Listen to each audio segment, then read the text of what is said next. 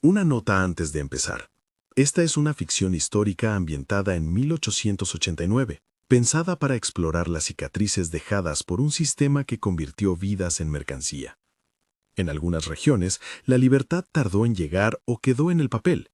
La historia que sigue reconstruye, con licencia literaria, una posible versión de aquellos años. En la planicie de caña que abrazaba al ingenio São José, el aire cargado olía a miel fermentada y a resina quemada. Las chimeneas echaban humo como tuberías de un gigante perezoso. Las voces en la casa grande se mezclaban con el monótono golpe de machetes en los cortaderos. El caserío respaldaba la hacienda como un latido constante, risas, rezos, quejas y a veces el silencio pesado de quienes no podían hablar sin mirar primero a su amo. Allí vivían Antonio Cavalcante de Albuquerque y su esposa Mariana de Oliveira Lins. Él, un hombre de fortuna ostentosa y mirada curtida por las decisiones difíciles. Ella, una mujer de porte alto y orgullo heredado, habituada a que la casa obedeciera sus órdenes. Entre la casa grande y la senzala se elevaban pequeñas vidas, servidores, capataces y criados que tejían la cotidianidad del ingenio. En ese paisaje llegó Elena. Elena no apareció como una noticia estruendosa, llegó contenida en un carruaje pequeño, piel oscura, manos finas, los ojos grandes y una manera de andar como quien mide el mundo paso a paso. Los criados la vieron descender con respeto y curiosidad. Algunos dicen que traía una campanilla atada a un lazo, un sonido tenue que nunca la abandonó y que los demás evitaron imitar porque la melodía parecía acompañar sus pasos como un pequeño pronóstico. Para algunos en la casa, la campanilla fue un consuelo, para otros un signo de peligro. Desde el primer día, Elena despertó atenciones y recelos en la casa. Antonio la observó con una mirada que algunos confundían con interés por su belleza. Mariana la miró con la fría desconfianza de quien siente que un objeto en su reino ha cambiado la gravedad de las cosas. El lenguaje de la casa era claro. Una mujer bella podía ser un espejo, un recurso o una piedra que abría grietas. En São José, las grietas no esperaban para hacerse profundas.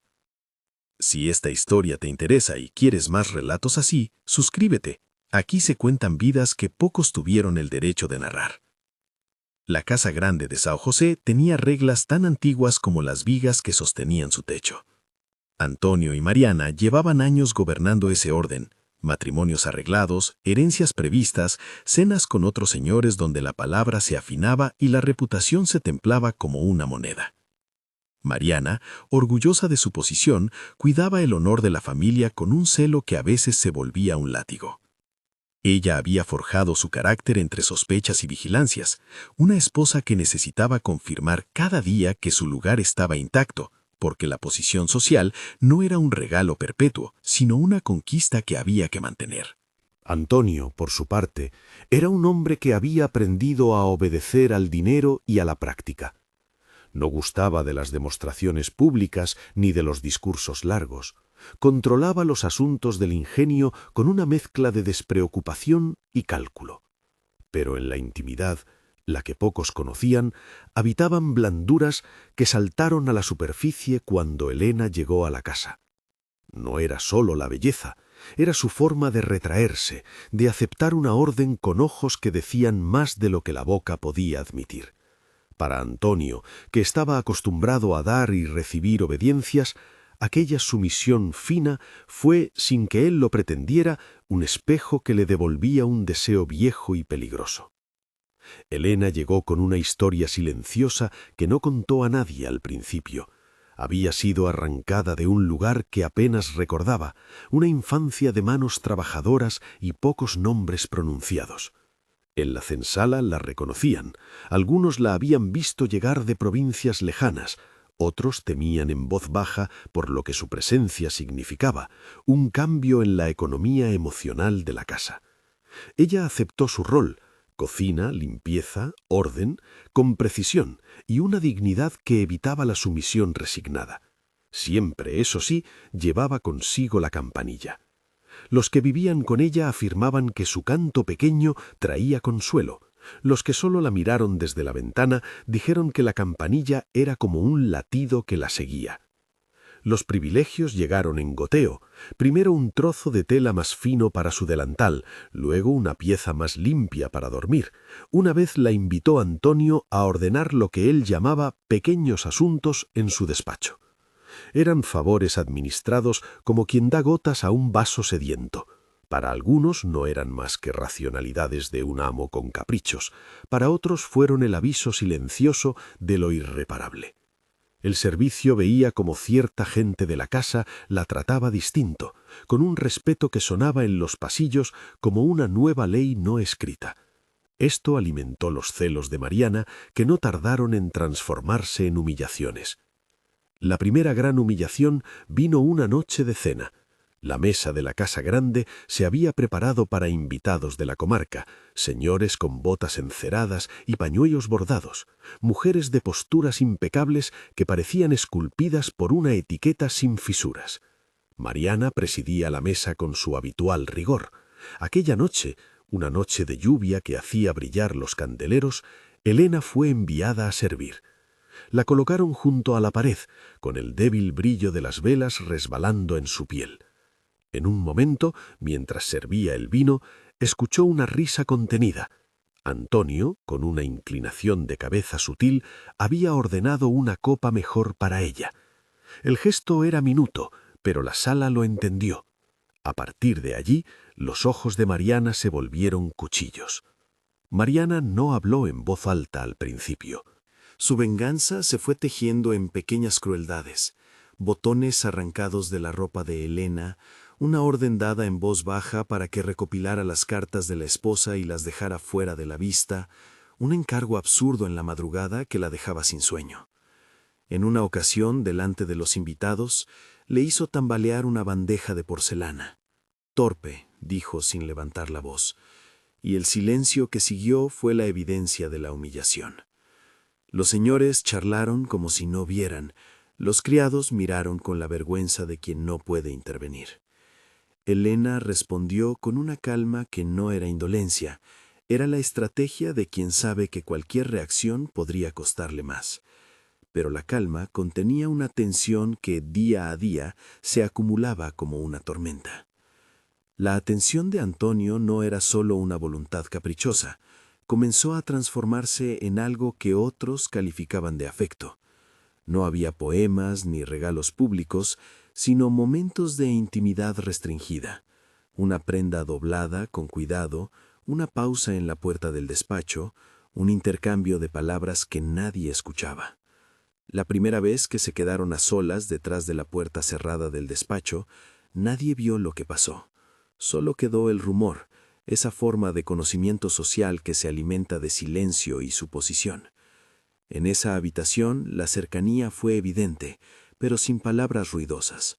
Manos que se buscaban, una voz que se suavizaba, un aire que se tensaba. No hubo escenas de pasión novelada, hubo más bien una cosecha de dominación y vulnerabilidad mezcladas, una relación que, por su naturaleza de subordinación, no podía entenderse como consentimiento pleno. Los rumores, sin embargo, corren como fuego seco. Al cabo de semanas, los murmullos llegaron a oídos de Mariana. No solo llegó el rumor, llegó también la evidencia de que Elena estaba dando a sí misma en formas que alteraban el orden de la casa. La noticia, o la sospecha confirmada del embarazo, fue un hilo que sostuvo la tormenta. En un atardecer en que la casa se empapaba de olor a caña y café, alguien comentó al oído de Mariana que Elena se encontraba indispuesta, que las manos de la joven habían cambiado, que su risa era más rara. Mariana, que había observado la súbita benevolencia de su marido, no dejó que la rabia le nublara la vista. Planificó. Lo que siguió fue un acto que define la brutalidad de los que detentan poder, una intervención forzada destinada a borrar la evidencia de una afrenta al honor. Mariana, con una calma profesional, preparó lo que llamó un té de hierbas para el estómago, y lo ofreció con la sonrisa de quien reparte migas de pan a un mendigo. Elena, desconfiada pero acostumbrada a obedecer, bebió. Las manos que sujetaron la taza fueron amigas conocidas. La traición estaba en las sustancias no dichas. La escena fue breve y sentida en su eco. Elena se fue poniendo pálida, la campanilla cayó de su lazo y quedó en el suelo con un sonido que nadie quería escuchar. Después comenzó el dolor. No se trata de una descripción impúdica, se trata de nombrar lo que pasó. El té fue un método de forzar un aborto, un acto que no buscó curar, sino eliminar. Elena sintió un estallido interior que no fue solo físico, fue una explosión de confianza en lo humano. Sufrió pérdidas y heridas que no fueron atendidas con la humanidad que requerían. Los médicos del ingenio, más cercanos a la confidencia del amo que al dolor de la servidora, brindaron tonos médicos fríos. En público, hablaron de malestar y de complicaciones. En privado, esas mismas manos que cuidaban a los suyos dejaron en la penumbra a la que habían herido. Elena quedó sola, debilitada, humillada otra vez. La casa grande la convirtió en un silencio. Sus ojos inmensos, que antes miraban con una mezcla de temor y esperanza, ahora se hundieron en la desolación. En los días siguientes, la gente observaba su caminar como quien chequea las consecuencias de una lluvia pesada. La campanilla que antaño tintineaba como un sello se quedó muda. Algunos de los criados intentaron acercarse. Otros miraron con la prudencia que impone la supervivencia. Elena tuvo tiempo para pensar, aunque no siempre hubo lugar para las palabras. Su cuerpo dolía, su alma más aún. Antonio se encontró dividido entre su estima por Elena y la purga social. Defenderla públicamente equivalía a exponer su propio honor. Mariana, por su parte, vio su venganza consumada, pero no encontró el alivio esperado. La victoria fue amarilla, una pátina que no es igual a la paz. El tiempo en el ingenio acostumbra a mezclar la repetición con la rutina del dolor. Elena siguió trabajando, pero su tarea se volvió un ejercicio de supervivencia. Su mirada se endureció, su canto interior, si lo tuvo, se puso en un tono grave. El cambio no pasó desapercibido para quienes la veían cruzar los patios. La chica que antes evitaba las presencias ahora parecía caminar con una decisión contenida. Sus manos, antes de terciopelo, adquirieron callos que hablaban de la nueva vida que la casa le imponía. Los que la veían desde fuera empezaron a sospechar que la injusticia había creado un peligro más peligroso aún, la esperanza transformada en resentimiento. Poco a poco, lo que había sido un rumor se transformó en noticia abierta. Elena había actuado. No fue un arrebato momentáneo, fue una decisión lenta, meditada, incubada en noches de insomnio y retazos de memoria. En una noche cerrada, cuando el ingenio dormía al ritmo de sus máquinas y las estrellas eran un rumor en la lona de la noche, Elena entró en la habitación de Mariana. No fue una entrada teatral, no hubo gritos ni estridencias. Fue una llegada silenciosa, como la de quien sabe que la casa entera puede despertar con el más mínimo ruido. La puerta se cerró tras ella.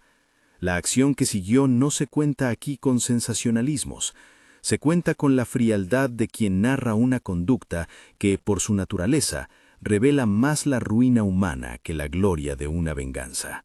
Mariana apareció muerta, tendida en el suelo, como si la casa hubiera decidido cobrarse su cruel expediente. La noticia recorrió São José como una marea oscura. El olor a incienso y a cera de la capilla no pudo disolver la sensación de alarma. Los criados comenzaron a hablar en voz baja. Los vecinos se asomaron con temor. Antonio, al enterarse, no cayó en la cólera que algunos esperaban. Más bien se desplomó en un vacío que ninguno de sus hombres pudo explicar. Aquella noche, la casa pareció perder su centro de gravedad. La justicia, o lo que pasaba por ella en aquellos años, se movió con prontitud. Elena fue arrestada. No hubo una investigación larga. La sociedad de la comarca necesitaba un nombre a quien colgar su espanto. En el juicio la postura fue rígida. No importaron los motivos íntimos ni las heridas previas. Los hechos debían ser castigados. La defensa, pobre en recursos y con pocas simpatías, apenas pudo presentar atenuantes. Los testigos principales fueron los que la casa permitió hablar. Sirvientes con miradas esquivas, vecinos que repetían lo que oyeron en los patios. La ley se aplicó con la misma celeridad que una máquina engrasada. Elena fue condenada. La mañana de la ejecución se presentó fría, con un cielo que no terminaba de decidir si iba a llover. La plaza de la ciudad estaba repleta. Hombres, mujeres, curiosos y viejos con memoria de otras muertes. El cadalso se levantó como un recordatorio de quién mandaba. La multitud, que acostumbraba a ver la pena como espectáculo, esperaba. Elena subió las tarimas con un paso que no era ni feroz ni arrepentido. Era más bien resignado, y contenía algo parecido a la aceptación de quien sabe que su destino está escrito por manos que no le pertenecen. En la última hora, la campanilla, esa melodía que había acompañado sus pasos, fue traída por una de las criadas que nunca la había dejado por completo. La dejó temblando en la mano de Elena como si quisiera devolverle algo de humanidad. En el cadalso, Elena habló. No pronunció largas frases ni pidió compasión. Dijo pocas palabras, tan directas como la vida que le habían ofrecido. Nombró a los suyos, pidió que alguien cuidara a los que quedaban en la senzala, y en la última línea su voz se alzó para recordar la injusticia de un mundo que convierte la vida humana en propiedad y luego la desecha. El juez, implacable, ordenó que se cumpliese la sentencia. Cuando la caída vino, muchos sintieron que aquello no cerraba nada. La plaza se disolvió en murmullos. Algunos, con las manos ensangrentadas de justicia, miraron a Antonio con una mezcla de reproche y compasión. Él, en su bucle silente, ya no era capaz de dar una versión convincente de su culpabilidad. Antonio sobrevivió al escándalo, pero la casa de São José no sobrevivió a él. Su ruina fue menos visible que la muerte. No se desplomó de un día para otro, sino que se fue desmoronando en detalles que la gente del pueblo veía con fastidio. Los trabajadores dejaron de responder con la misma precisión. Los cultivos se pudrieron en parte por la mala administración, y las visitas, que antes eran rutina social, se fueron espaciando hasta extinguirse. Antonio gastó su fortuna en abogados y en silencios que ya no pudieron comprar la paz. Sus noches se llenaron de recuerdos. La risa de Mariana en la mesa, el tintinear de una campanilla, la mirada arrepentida de una servidora. Dicen que terminó arrinconado en una habitación forrada de papeles que ya no le servían, hablando solo con la cantidad de sus pérdidas. Con el paso de los años, el ingenio perdió su brillo. La casa grande quedó a medio mantenimiento. Las ventanas se cerraron, las puertas se dejaron de abrir con regularidad y los techos guardaron filtraciones que nadie arreglaba. La senzala, liberada de la disciplina cruel que la sujetaba, vio salir a muchos que preferían buscar la ciudad que quedarse allí, en un lugar que les recordaba los peores episodios. Algunos antiguos sirvientes se fueron con la idea de hacer una vida nueva. Otros nacieron allí y nunca supieron más mundo. La campanilla de Elena, la que con tanto cuidado se protegió hasta el final, terminó en un cajón polvoriento. Aún así, su sonido, si alguien la sacaba, provocaba un sobresalto. Era como tocar un recuerdo que no consigue ser olvido. En la memoria del pueblo, la historia de Elena se convirtió en un rumor que se contó de noche, cuentos de injusticia y advertencias sobre lo que la posesión, de cuerpos, de honor, de bienes, puede producir. Algunos la contaban para escarmentar a los jóvenes, otros para justificar el orden nuevo que se imponía. Con el tiempo, la versión se fue transformando. Unos la victimizaron por completo, otros intentaron entender la acción como una violencia recíproca que equivalía a una forma de justicia. Ninguna lectura, sin embargo, borró la lección más dura, que un sistema que convierte criaturas en objetos siembra semillas de tragedia que nadie puede recoger sano de verdad. La casa de São José, sus tierras y sus corrales se llenaron de maleza. La campanilla perdió brillo y quedó entre telas viejas. Los últimos en marcharse dejaron una puerta abierta, como si el viento tuviera que llevarse lo que quedaba. En ese silencio, la ruina se convirtió en memoria, y la memoria en lección. Las jerarquías que habían sostenido tanto dolor estaban siendo, de maneras distintas, cuestionadas, no por discursos, sino por la fuerza del desgaste cotidiano. No es la intención de esta historia proponer soluciones milagrosas ni detallar reformas políticas. Lo que busca es enseñar que la tragedia no cae del cielo en forma de relámpago aislado. Es un producto de estructuras, decisiones, silencios y actos cotidianos que, acumulados, devoran la dignidad de las personas. Elena pagó con su vida por un conflicto que había sido incubado por muchos antes que ella, por el uso del cuerpo ajeno como moneda, por la necesidad de sostener un honor a costa de otro ser humano. Mariana murió víctima de su odio y de las leyes que no previenen ciertas humillaciones. Antonio quedó con las manos vacías y el alma hecha jirones. Queda, en la memoria, la imagen final, la casa grande con las contraventanas a medio cerrar, el camino de tierra que se pierde en la llanura, y la campanilla, quizás ya oxidada, que al sonar recuerda que hubo allí una mujer que fue hermosa y atractiva según los ojos de algunos, pero sobre todo humana, con los mismos derechos que los que la gobernaron. La verdad es que no hubo redención limpia en esta historia. Hubo consecuencias y una lección iluminadora. Cuando la sociedad tolera la deshumanización, termina por destruirse en sus cimientos. Si te ha conmovido este relato o conoces historias parecidas, cuéntanos en los comentarios y comparte esta narración. La memoria colectiva necesita voces que no olviden. Así terminó en esta versión el Triángulo Fatal en Sauce, no como un episodio de gloria, sino como una advertencia.